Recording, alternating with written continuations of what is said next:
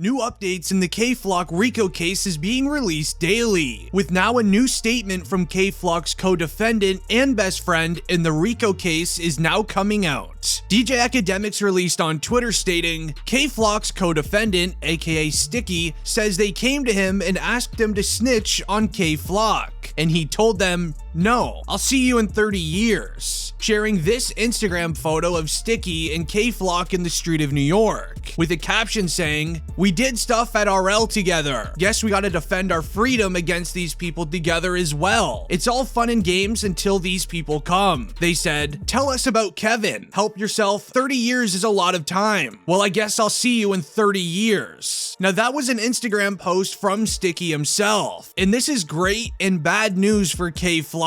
Now the good news is his co-defendant is staying loyal to him all the way until the end. No snitching in this case, unlike the YSL RICO case with Gunna and Young Thug. However, the bad news is, in RICO cases as severe as this one, there's usually around 15 arrests. So this means there's 15 people minimum being targeted for this RICO charge. If they are already asking people to snitch on K-Flock, the likeliness of at least one person snitching is very high. Very similar to, once again, the YSL RICO case, where 28 people were charged with it, and as of this current moment, there is 12 snitches going against Young Thug, including his best friend Gunna. Also similar to the YSL case, the feds are only asking people for information on Kevin, aka K-Flock, and no one else, as he's the only man the feds want, so they can use him as an example to scare everyone else that are doing RICO cases. However, shortly before his co-defendant spoke, we saw new photos of K-Flock inside of jail, as Flock was on FaceTime with some of his friends that are currently out in the free world. How he was on FaceTime is still unknown, but sources claim that K-Flock has that good commissary money, so it gets him anything that he wants. Now these are the new photos of K-Flock inside of jail on FaceTime. Many fans noticed that he doesn't look like himself. K-Flock looks very nervous and almost like he's been crying inside of jail, as these photos were shared from his friends on their social medias, giving an update to the people on K-Flock. But those photos give us a clear picture of how K-Flock is looking these days. Now the reasoning that K-Flock looks so concerned is the new updates that were released on the 24th, as it was announced, and I quote, Bronx drill rapper K-Flock was just indicted by a federal grand jury on a bunch of new racketeering conspiracy charges, also known as RICO charges. Now this had DJ Academics share, feds just unsealed an indictment on K-Flock for a RICO charge. The mandatory minimum if he doesn't beat those charges is life in prison. He is still currently facing state charges that have him locked up. Please pray for him. Now the news of K-Flock now facing RICO charges hit news headlines very fast. This means that his lawyer was quick to release a statement regarding K-Flock as well as his future, which reads, and I quote, we're not surprised by the federal charges as we've been defending Kevin's state charges for over a year now. Considering the incident was a clear act of self-defense, it wasn't particularly a strong charge. That it's now being used as a basis for a possible penalty charge is extraordinary. On video, it is crystal clear that Kevin was about to be affected after attempting to walk away from the other person. Only then did Kevin use an item to defend himself from another armed team member who was about to pull out his item from out of his pocket. Now Kevin in that statement is K-Flock, by the way. Kevin is his real name, as K-Flock's lawyer then did an interview where he stated this about the New York rapper. When the guy hits the ground and is found, he's got a loaded that was in his pocket that his hand was on at the time. You know, we consider that to be self-defense. So he did take him in self-defense. That's what the allegation is.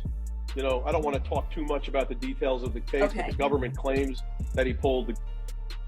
But at the same time, the person that was around had his hand on a loaded, illegal loaded, apparently about Kevin. Okay. So without saying too much, you're arguing obviously self-defense. That's the crux. You know, of the case. that could be one of the arguments, self-defense. And I would say to the public, you know, somebody's walking up to you with a loaded, it's pretty clear is going to use it, with a criminal record a mile long. Do you want to get, or do you not want to? Oh, absolutely. I wouldn't hesitate to pull it.